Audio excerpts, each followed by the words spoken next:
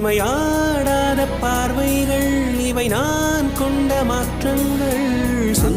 என்னும் ஓர் நெஞ்சம் எதிரில் இன்னும் ஓர் நெஞ்சம் எதிர்பார்க்காமல் என் வாழ்வில் ஒரு போர்க்காலம் ஆரம்பம். இருதயமே துடிக்கிறதா, துடிப்பது போல் நடிக்கிறதா, உரைத்திடவா மறைத்திடவா ரகசியமாய் தவித்திடவா.